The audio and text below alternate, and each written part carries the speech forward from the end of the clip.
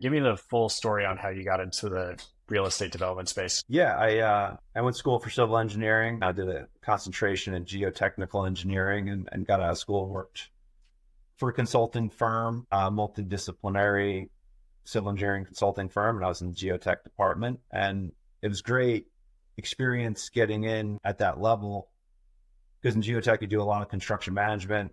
You're on active construction sites all the time, retaining walls, concrete, foundations. So it was roads, bridges. So it was really good experience on just a lot of different large scale construction projects.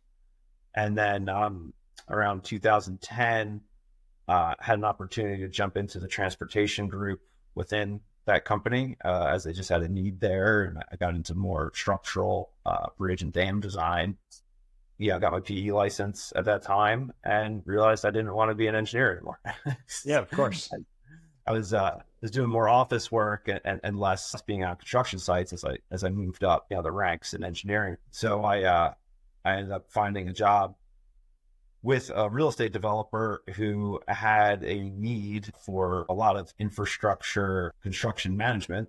So it was a kind of a natural fit. And I told him I eventually wanted to get into vertical construction management and more of the development side of things. And it was great because I walked right into millions of dollars of construction that needed to be built, needed to be bought out, needed to be managed, and I had the background for that. And meanwhile, I was getting the education from the other guys in the office that were working on the vertical projects. So that's where I've been since 2014 now.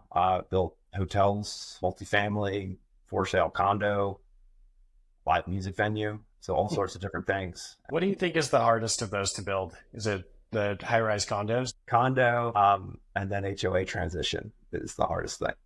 What do you mean HOA transition? Because I guess when you build the project as a developer, you're the only seat in the HOA as more buyers come in and now they overtake you. There's a transition process so that the building is now owned by the HOA and no longer you as a developer. And that just takes a long time. Talk about punch lists forever. Yeah. I was going to say that there's punch lists for like 9 years in the US or something, right? So have you had a lot of experience? Like, I guess you started doing those in 2014. Condo defect laws are a pretty common hindrance to a lot of condo development, at least in Utah and across most of the US. Have you ran into that a lot, or are you figured out a way to mitigate that issue? I don't think anyone's ever figured it out. Yeah. So it's just an ongoing thing. Yeah. All right. So we're gonna just simulate a project for you as my owner's rep and just help me avoid all the pitfalls that occur in construction.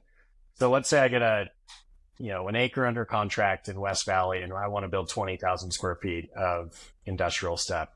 So we're going to do our initial testing, like our phase one geotech, that type of stuff. And then we're going to work together on procuring GC and an architect.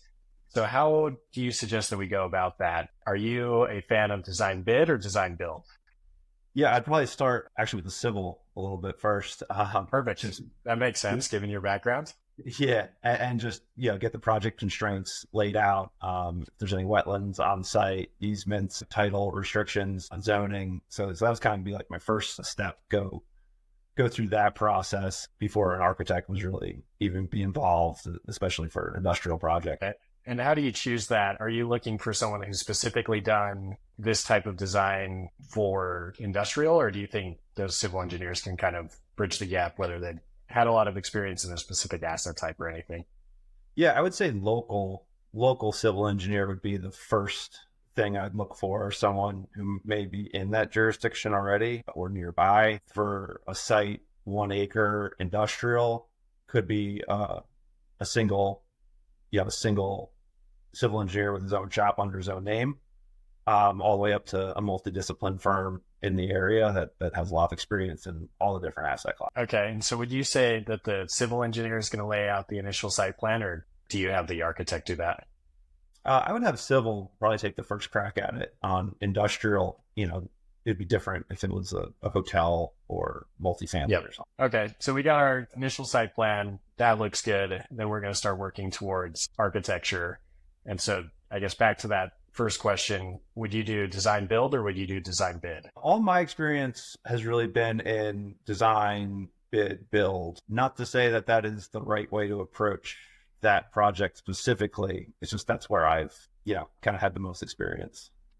Okay, so we'll say we do design bid build. So we're gonna hire our architect. Is it kind of a similar process to the civil engineering? Like want to see experience over there? How does that look for you? Yeah, and I think in industrial, I don't know that they have to be so specific to that area, but maybe more experience in that asset class, I would say. Okay.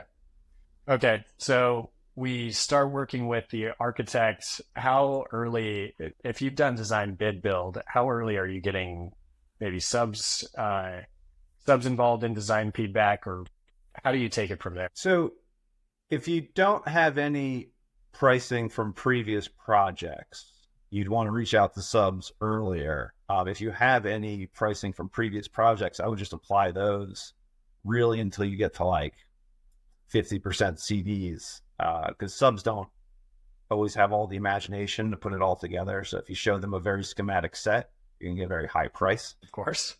Okay. And so how far along do you think you need the drawings before you start talking to general contractors? A general contractor, as opposed to subs, I think has a little bit more imagination. So maybe like, schematic set of drawings, you have a conversation with them. But again, they're going to be very conservative on any numbers that they're giving that early in design. Really, if you had other people who have built that product, that would be the best folks to talk. As far as like developers, or what do you mean?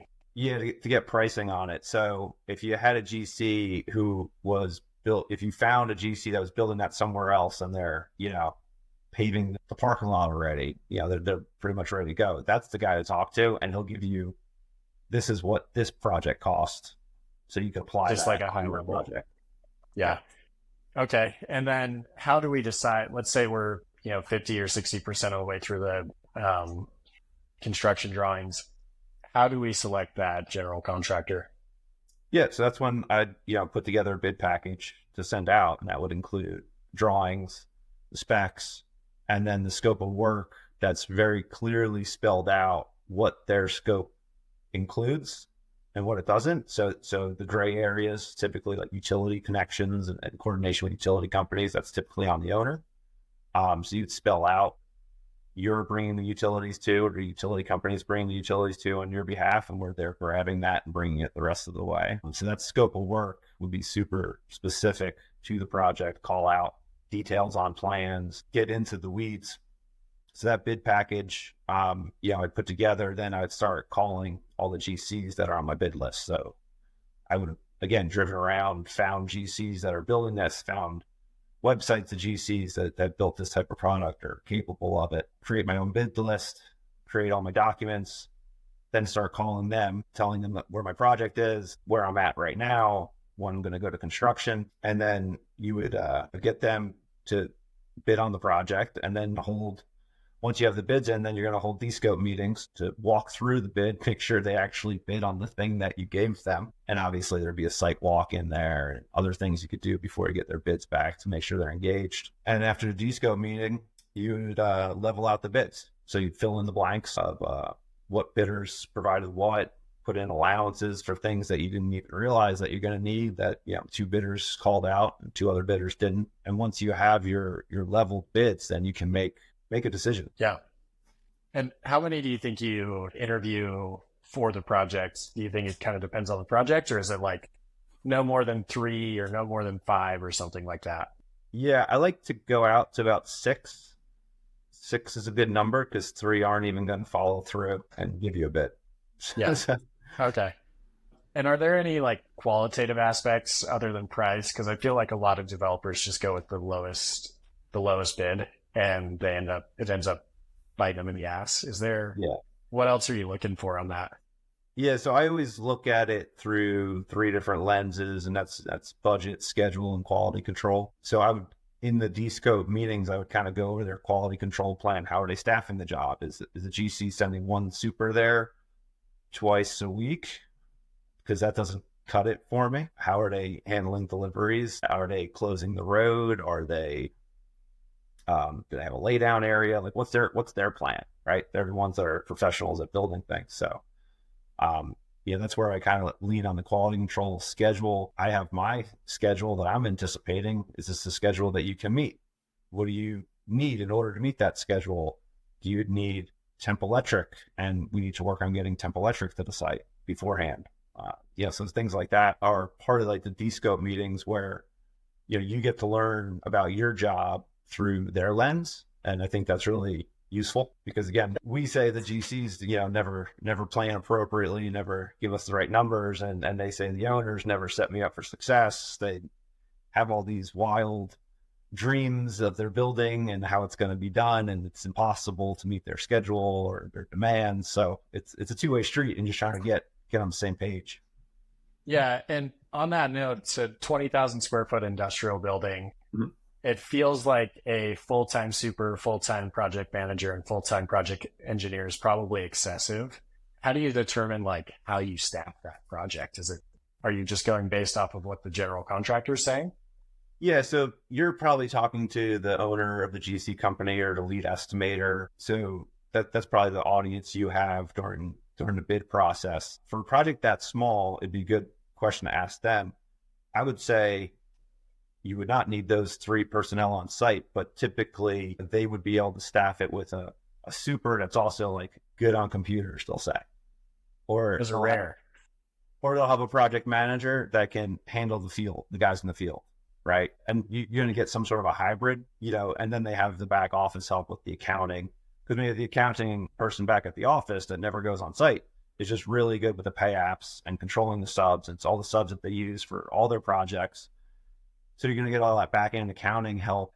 Typically might fall on the project manager in the field, but now he's not dealing with that and he's able to handle the site supervision. Okay. And are you interviewing like the proposed superintendent and proposed project manager for your project? Or do you think it's like they might leave and it doesn't matter that much? Or how do you look at that?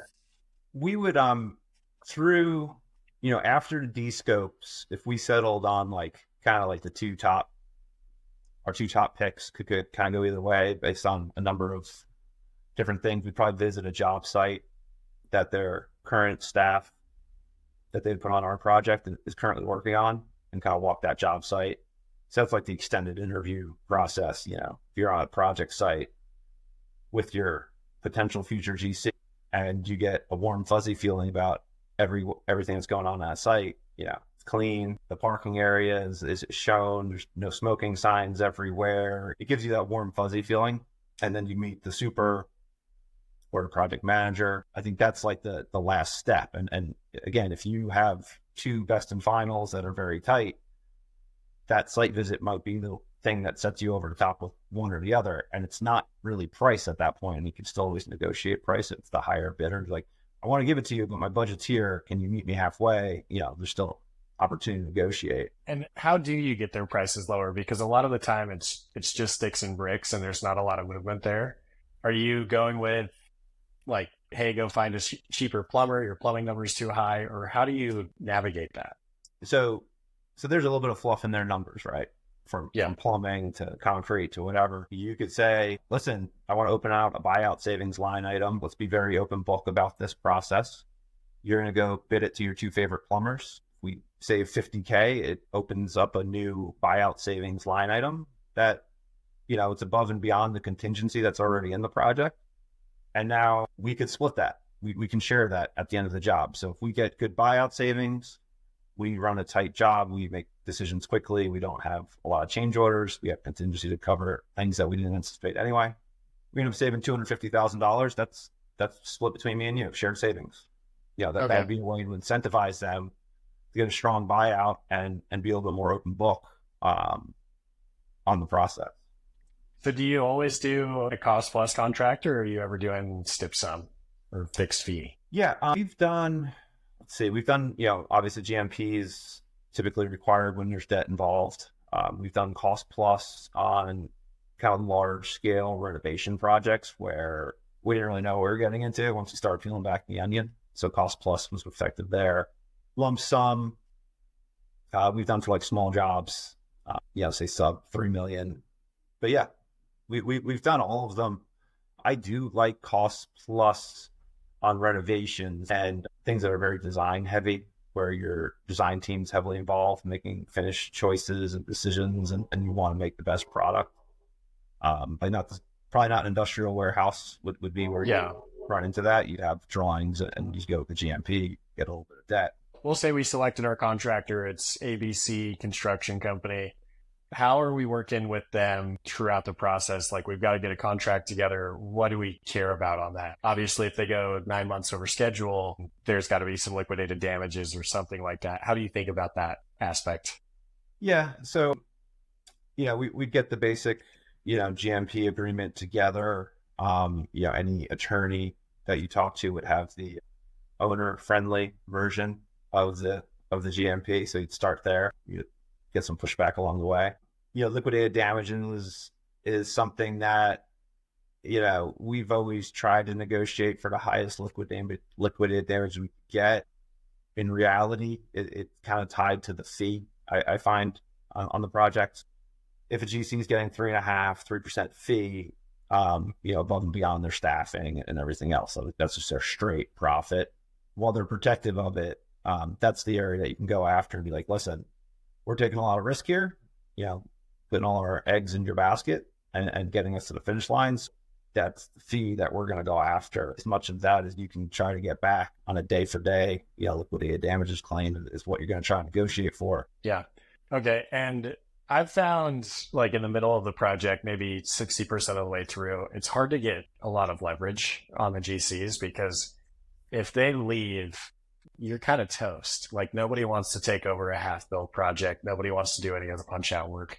So how do you maintain leverage throughout that situation? Yeah, so that would be like subcontractor default insurance on the subcontractors. So like SDI, a big GC isn't going to want to walk away from a job, because then they'll never get insurance on the next job, because you're going to go after their insurance. Okay, that's good to know. I wish I would have done that a few years ago. Yeah. Yeah. So good contractors have the lowest insurance rates because the insurers, They know they're good for it. Yeah. Yeah, prove it out over time. So, okay, at this point in the process, we've selected our contractor. We're going to work. How involved are you in the selecting the subcontractors? Like, you've got these 3 bids, and they say, this guy's really good, but he's really expensive. This guy's really cheap, but he's kind of flaky. Are you involved in that process, or are you leaving that up to the general contractor? Yeah, so I always sit in on best and finals, probably from like the top 2 or 3 subcontractors for each trade. And again, that's like the B-scope meeting for tile or for concrete. And now you're getting to learn again about your project at like a deeper level from how the subcontractor is looking at it, and really understand what they're going to be doing for you down the road. So I always sit in on those. I do trust the GC to kind of make a recommendation for who it's going to be, but I also have the ability to override that and be like, I think we need to go with this guy because he's the only one providing the on-spec cabinets, and we're under budget. So like, I don't know why we're trying to lower the spec on the cabinets when we have what we want on budget. Yep. And that's, I think, where the quality control comes into play as the owner, because you're the one that's going to be living with this for a long time. Yeah, of course. Yeah. Okay. So we've selected the contractor, we've selected the subs, we're about to start the project. Let's just talk about project management. We'll start groundbreaking. What are we doing after that? Yeah. So, from a meeting schedule standpoint, I have my bi-weekly owner, architect, contractor to OAC meeting. So that's bi-weekly, where we cover RFIs, submittals, anything that's going on in the job that kind of needs, some feedback from the design team. Could be something with the inspections that the building inspector brought up, and we need, a professional way. So that's the bi-weekly. I'm walking the job personally, probably every other day or every day, depending on what's going on site. And then we also will be, I'll have weekly meetings with ownership to kind of just digest everything that's going on site, buyout progress, lender walks, once a month with the pay apps. So you're just kind of like rolling through everything at that point. And what are you looking for when you're walking through this? Is it just quality control, or what are you looking for when you're watching the project? Yeah, it's a schedule, it's quality control. When you're doing these like 2 weeks, so you start the GMP, you have this big long schedule, right? 20 pages long, Gantt chart. Yeah. It's great, right? It gets you to contract, it gets you to where your CO is going to be at the end of the day. But really, I like to break that down into like this 2 week look ahead that you're doing throughout the project. And you're kind of always looking to see like what you can pull forward, because the schedule was set up kind of in a vacuum. And now that you're on site and making decisions and things are moving faster than anticipated, other things are moving slower than anticipated, you kind of use that 2 week look ahead to be like, okay, well, who's the subcontractor we have to call now? Like elevators might be able to go earlier than we ever thought. Like, let's call the elevator guy, see if you can start 3 months earlier. You have temp power, finish the shafts, like got a roof. So there's always decisions like that that you're making throughout the process. And that's where I use the 2 week look ahead. And if you're not walking the site regularly, you're not going to be well aware of where the progress is. Yeah. Okay. And are there any like specific points of the construction where you're looking for specific items? Like they just did the plumbing. Are you looking for specific items in that plumbing? That's kind of a bad question, but I guess so rough plumbing, they'll lay out plumbing in the slab, let's say. And then when the framers come and put the chalk lines down, I'm definitely checking to make sure that they actually hit the walls that they anticipated to hit. Yeah. The toilets are, 12 to 16 inches off the back wall, things like that. Yeah, that's definitely something you walk in the super with a tape measure and be like, where did we screw up? What's wrong? How can we fix it quickly and it not be a schedule impact down the road? And one thing I've found is once the schedule, like if you can get the schedule going, and it's an object in motion stays in motion. Yeah. But as soon as you like slow down that schedule, everything just gets completely messed up. So how do you manage if the schedule gets busted? How do you get back on track? Yeah. So I would say that the easiest way to mess up your schedule is to be slow on payment. I am a little bit nuts about my pay apps and the schedule every month. So right now, the project that I have under construction, I walk with the lender the first Tuesday of every month. So that sets the schedule for payments, which means the prior Tuesday is when I get my pencil rec from the GC so that I have a chance to review it, walk the site with the project manager in case anything's totally out of whack, and get that back to them, to accounting, so that they can edit it appropriately. And I have a qualified pencil rec by the time the lender comes the following Tuesday. And what is a pencil rec? Yeah, so it's basically they just put everything together from the subcontractors. So I'm not looking at the general conditions at all, not looking for lien waivers. It's like the quick concrete, electric, all the subcontractors, their pay apps and how they feel like they should be paid for this month. And then we go review that. So I've always found that they want like 10% more than they should probably get. How much pushback do you give them? I gave them all the pushback. I get. I was hoping that's the right answer. So. Yeah. And especially early in the job, just set the tone, be like, nope, real quick. Yep. And I would say early in the job, you set the tone with everybody and then you don't have to deal with it for the rest of the project. Okay. So other than just paying quickly, how else are you managing the schedule to make sure? Because at the end of the day, projects need to be on time and on budget with also some good quality control. So with the schedule, how else are you making sure that people stay? How do you get them to show up and how do you get them to not leave early? Yeah. So it's really, it's a 2 week look ahead. So that's the things that are right in front of you. And that's the long lead items that you have to track throughout the projects. I mean, everybody has been complaining about switchgear for the last couple of years since COVID. Switchgear is just, 52-week lead time is what I got quoted at the beginning of our project. And I was like, okay, well, do you need a deposit? Send us a deposit the next pay app. Like, let's get going. Yep. So long lead items need to be tracked. And that's where, again, the big picture schedule is very useful in identifying, like, I need this by Christmas. I need this by Memorial Day. And I tend to just think in holidays when I'm looking at the schedule. I don't know why. It just helps for everybody. So like when I'm on site this week, I'm like, what can we get done by Labor Day? Where are we going to be standing? What floor are we going to be standing on? We're all going away for Labor Day weekend to feel good about all this.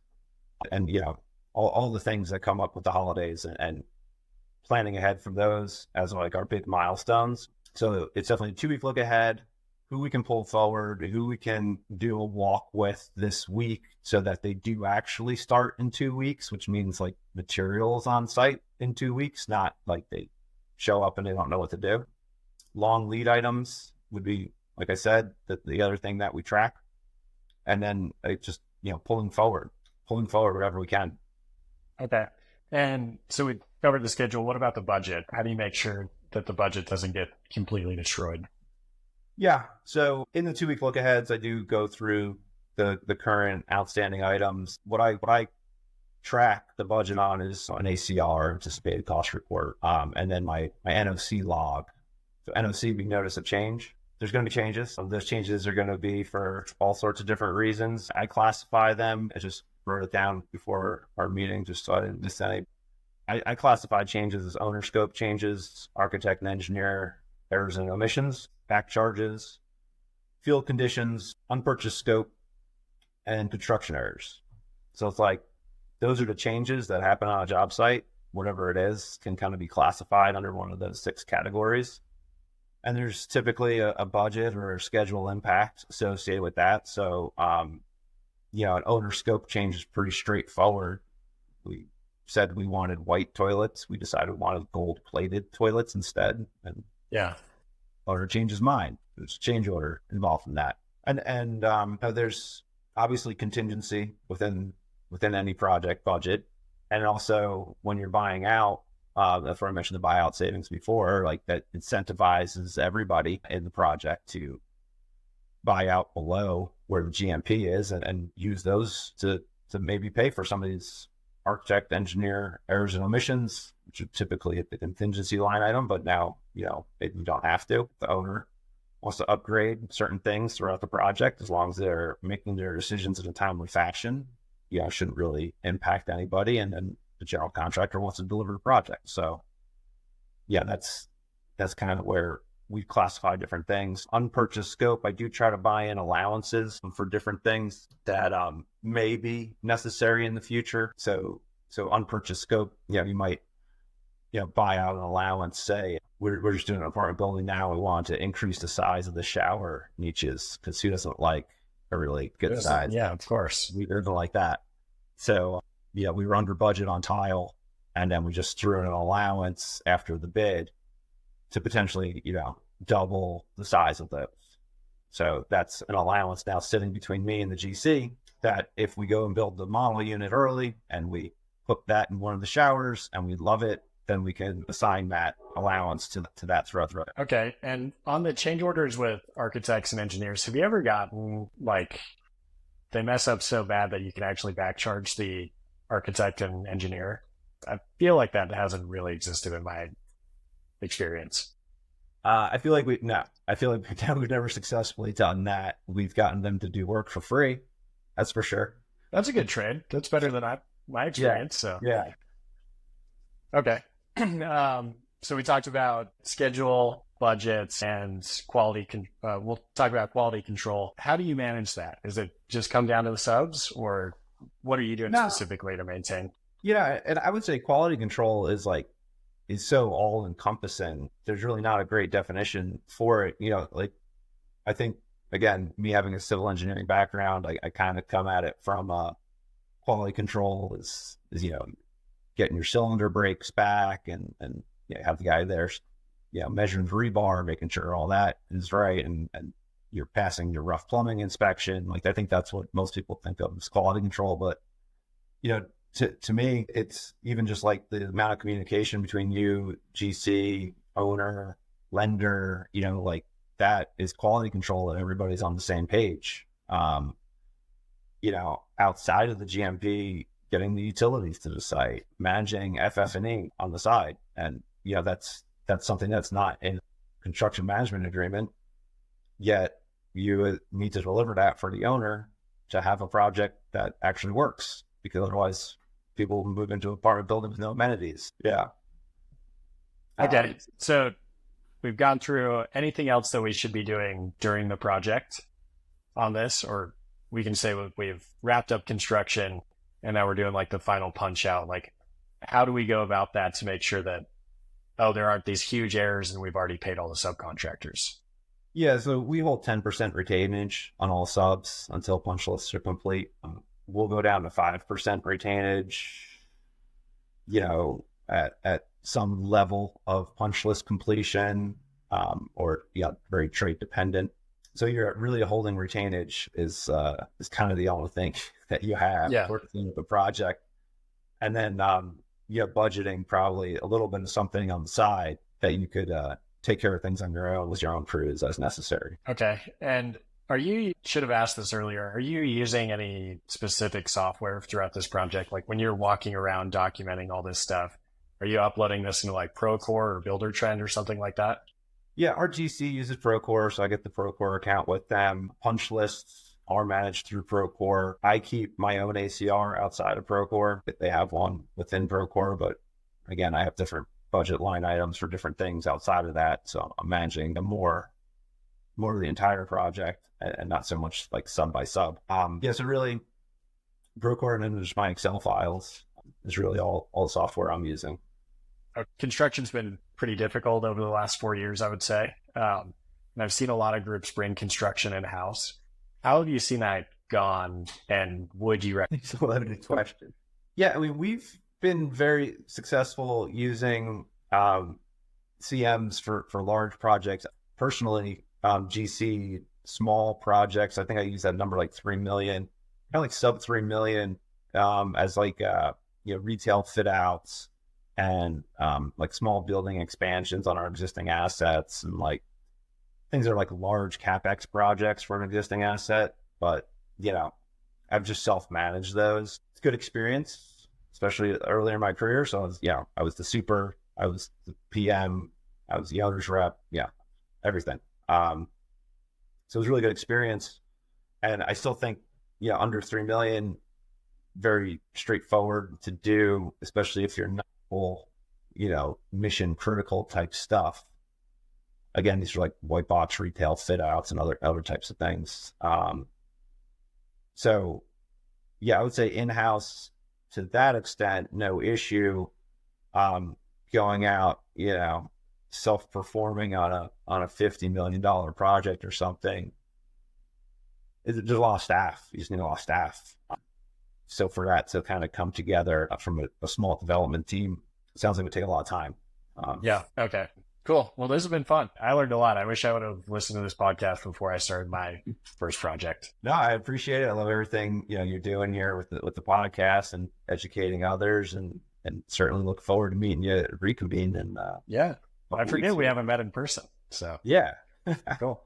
All right, looking forward to it. All right, thanks, Tanner.